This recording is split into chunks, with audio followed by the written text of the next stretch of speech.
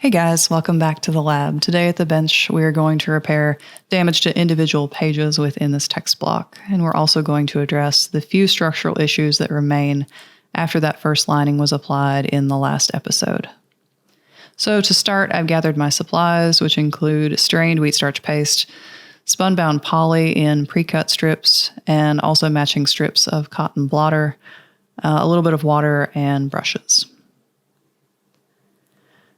So in the last episode, I flagged areas of damage, and I'm going to mend the first half of the text block, starting at the deepest point and then working to the most shallow so that the weight of the paper above each mend can hold the previous mend in place. So the first area I'm addressing happens to be the break at the double fold area, and because it's got clean edges, it's a clean break, I need to use thin, long-fibered tissue to support and mend this area. I can't just glue these two pieces back together because there's no overlapping areas to do so. So I start out with tengujo, which is a long-fibered tissue, and I am using a water tear method on it. I like this one if it's in an area where people might see because it's fairly unobtrusive. It doesn't produce a true cut edge. So I start out by wetting the areas I want to tear, and then I pull the tissue apart, and it leaves these really long fibers sticking out that it makes the paper really great, but the fibers also tend to pop loose, the long ones that stick out. And so I need to trim them off, and I'm not like cutting all the way into the paper, I'm just removing those long fibers, and that gives kind of a gradient edge to these strips of tengujo that I make for these mends.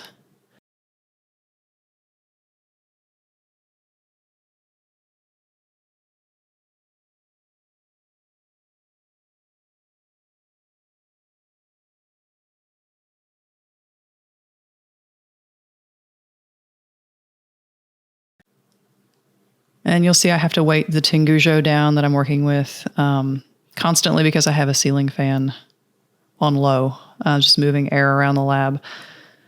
And they are so light and so flexible, they tend to float away, and then I have to go chase them down, and I don't like doing that. So I use these tiles to weight both sides of this particular mend, this area, because I need both sides to line up. And this book has a tiny bit of wave to it. I mean, pages move, they flex, and so they have a little bow to them. And I just need to line everything up and hold it still while I apply this mend. And so I apply the adhesive, the wheat starch paste, and as a kind of testament to the wet strength of this paper and how strong it actually is, it allows me to reposition it several times, even though it's damp. And then I'll come back in with a brush, and anywhere that looks a tiny bit dry, I'll just apply a little more paste to make sure that it's going to adhere.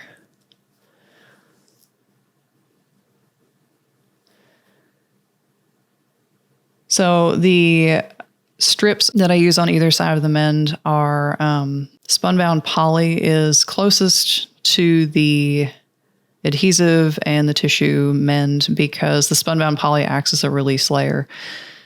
The tissue and the adhesive will release from it, and then on either side behind that is blotter to wick away moisture and allow these mends to dry. So now you're watching me put adhesive into the gutter in a few select locations in this book where the sections still feel slightly loose, like the insides of the sections, just a few of them. So the lining I applied in the previous episode took care of a lot of these stability issues with the sewing. Yes, it is still loose, but it's adhered in place to the outside of the text block, where you can't see right now. And so the inside tightened up quite a bit, and it's holding nicely.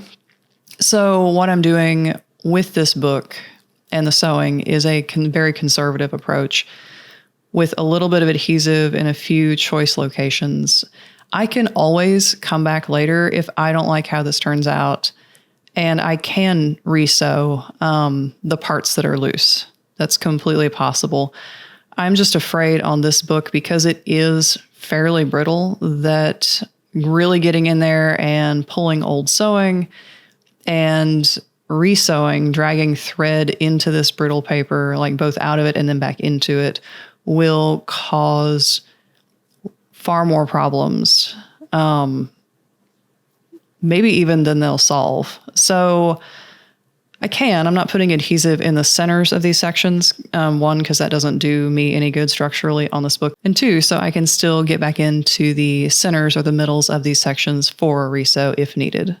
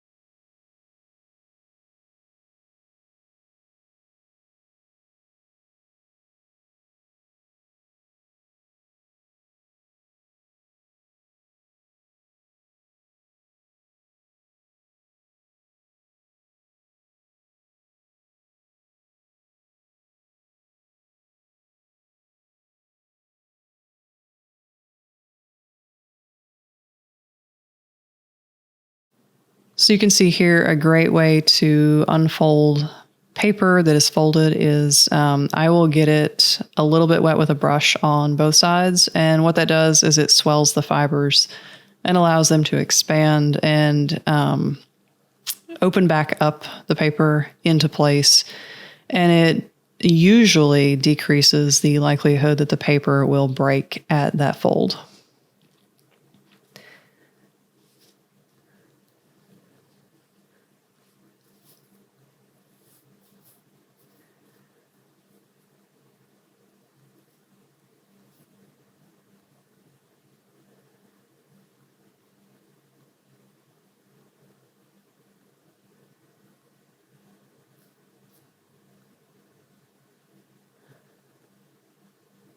And again, this is just a tiny bit of adhesive in the gutter of this book to hold this page in place. It doesn't need a thick line, and I certainly don't want it creeping up out of the gutter at all.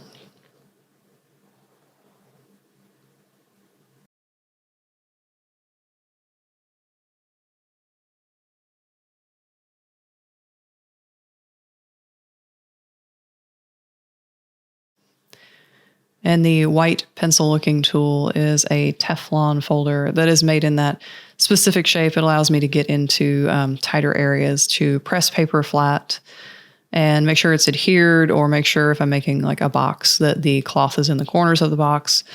And the Teflon is great because it doesn't catch on paper or cloth. It just kind of glides over everything.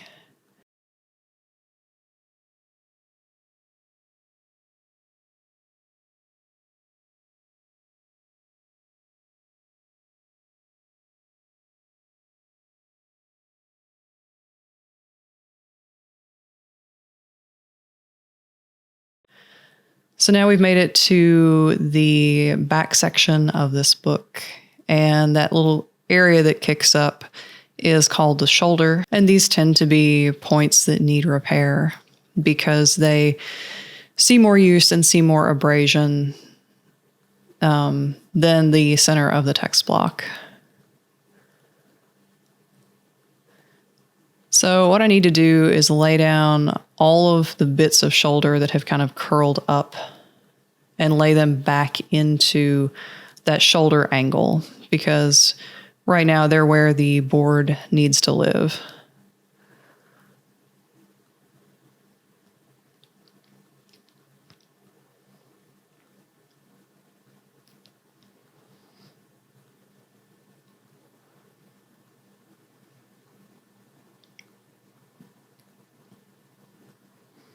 And again, I'm not laying these areas flat. I am laying them, like I said, back up into that angle of the shoulder.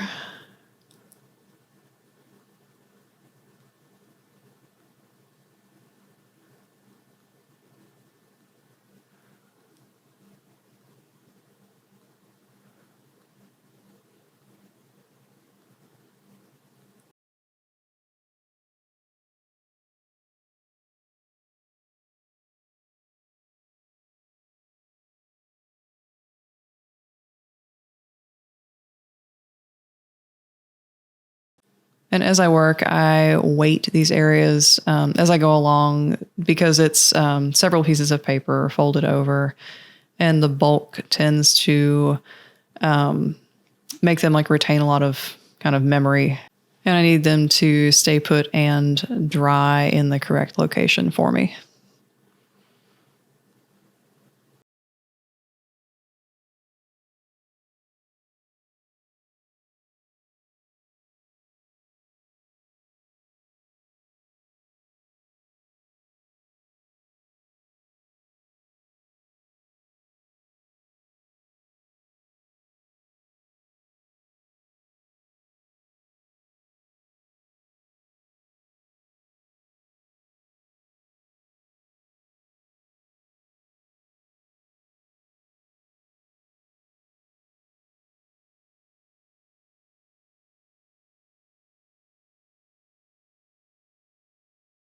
Like this endsheet with the last few pieces of paper, I think it's 2 pieces of paper attached, has pulled loose and then been folded completely at the shoulder, like folded flat at that crease when it was loose. And so I need to kind of relax everything with a little bit of water and dampen it and get those fibers to swell so that I can put it back into place.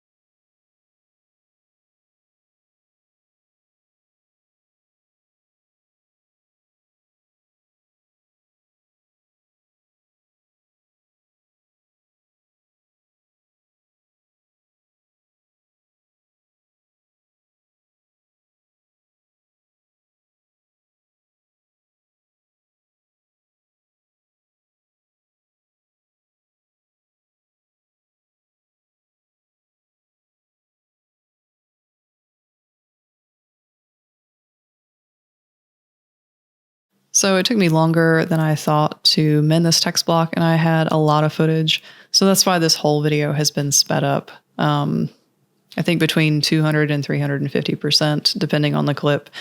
Because I think it's important to show the whole process, but at the same time, it was like really long. All right, so I've mended that side of the text block. I am going to weight the shoulder and add a piece of spunbound poly in there so that there's no sticking. And then I let it dry for a few hours and I come back. And now I'm going to go through what I've mended and make sure everything's stuck and looks good before I move on to the second half of the text block.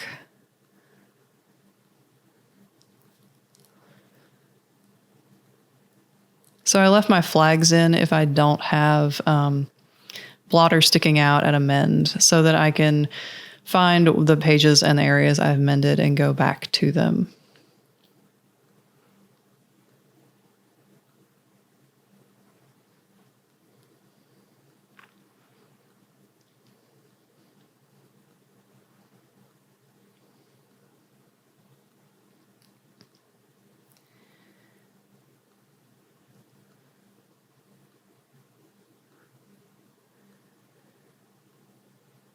So you can see the spunbound poly barely sticks and it comes right off of the long fibered tissue mend on that double fold. And I have a little piece sticking out, so I am going to come in with scissors and just trim that off carefully, of course.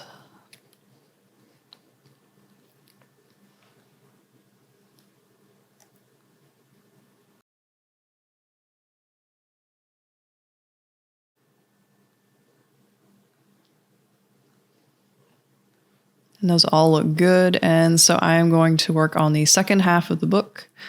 So I put my shoulder supports in there, those pieces of board, and flip it over. And then put my press boards back as support and start on the side. I think there's fewer mends to make on the side.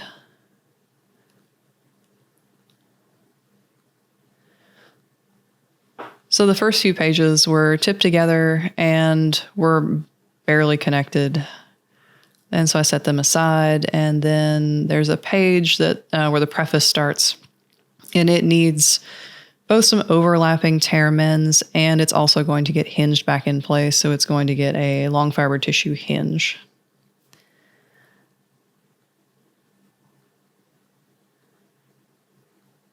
And there are also a couple of overlapping tears that are going to get addressed. So when I'm mending a text block, I have to keep in mind that this book is going to be opened and closed. These pages have to flex, and like when people turn them or flip through the book. And I prefer, if I'm doing a mend, I prefer that the tear be overlapping. And what that means is that we think of paper as flat, but it also has depth. And when it tears, it tears so that there's a front and a back and they overlap each other, even slightly. That tear, I can put a little paste in it and make sure it obviously lines up and is flat, and then weight it and let it dry. And it usually holds very well. I find that they tend to hold better than the like cuts or straight breaks that require that tengujo. And the other risk with tengujo, you'll see things in this book that I didn't mend, and that was by choice. You'll see areas that did not get mended with tengujo that could have been. And the reason is, I tend to use as little tengujo as possible on brittle paper, because what I'm doing is I am taking a new material, even though it's thin, even though it's flexible, and I'm taking an adhesive, and even though wheat starch paste isn't super strong, I'm applying these materials to a brittle substrate, a brittle original. And what they tend to do, even though I'm careful, is they tend to create weak points on either side of the mend where the paper will potentially break in the future. And you'll see that a lot with cellulose tape and Scotch tape on antique documents. The document itself will break on either side of the tape because the tape doesn't flex, but the paper does. And even though, like I said, tengujo does flex, it still flexes less, and I'm putting stress points into this book. So clearly, where the corner was going to fall off of that page, yes, I did need to mend that.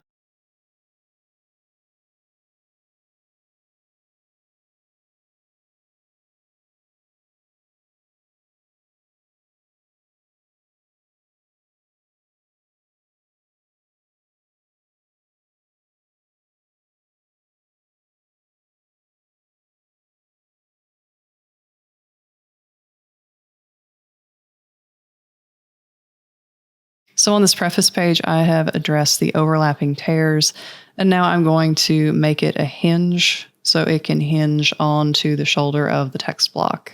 Both it and the last section will each get a hinge.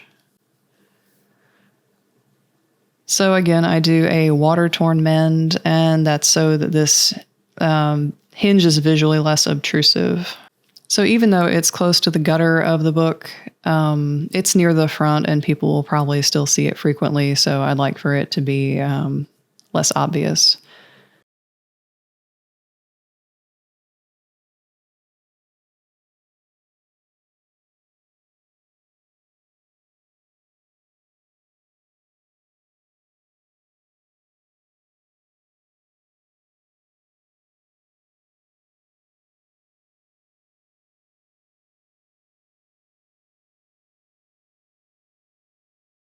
So again, I pull the fibers straight and trim them off.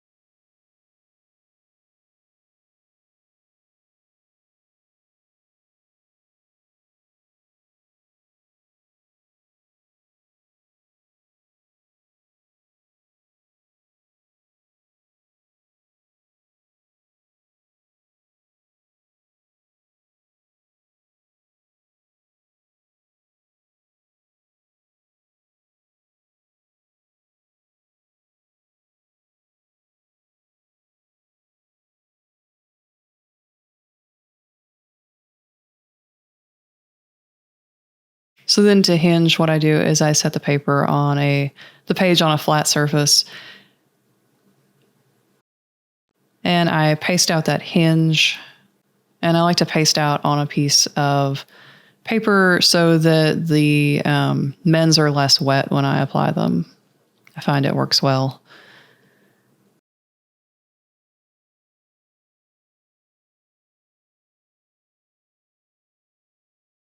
So then I lay the hinge in place and make sure that it has good adhesion.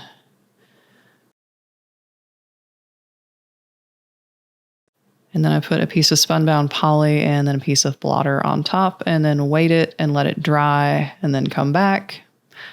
I wait a long time, not the shortness you see in this video. And I undo my blotter remake sandwich, and it looks pretty good. So I trim the excess off what's going to be the head and tail, and then I do the second hinge, which is going to be for the endsheet of this book. The endsheet has a couple pages that are already tipped to it, just like the back section of this book.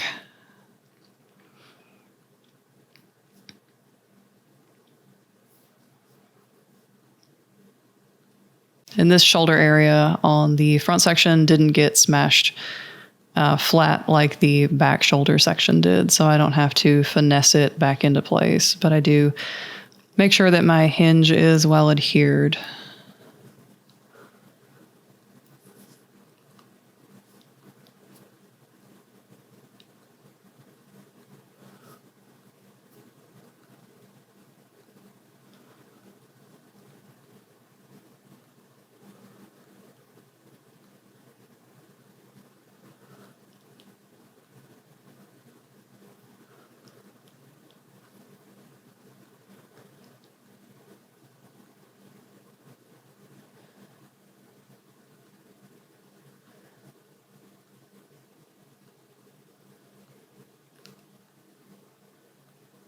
So now with the tweezers, I'm removing kind of chunks of paper and glue that were left on that string on the shoulder, so that they're not an impediment to adhering this preface page into place.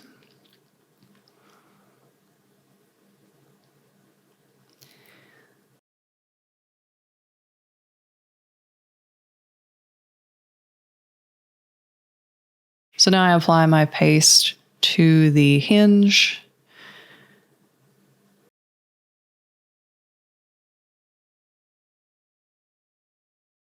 And then I make sure the page is where it needs to live.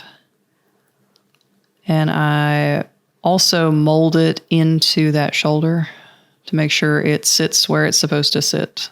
And then fold the hinge onto the outside of the spine of the text block and let it dry with a little weight on it.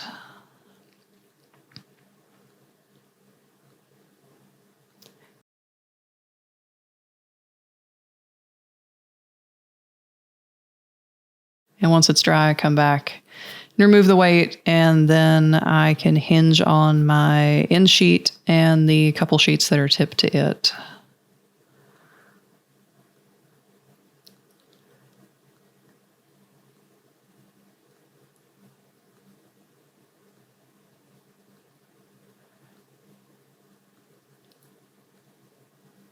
And I neglected to trim my tengujo before doing this, so I get to trim it while the tissue is wet, but it's okay.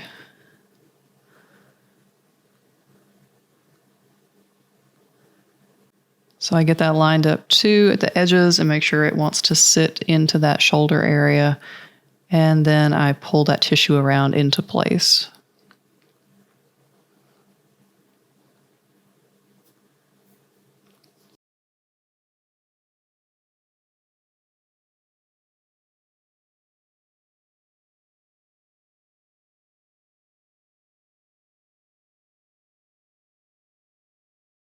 All right, guys. Well, that text block is mended and ready for me to apply more spine linings next week.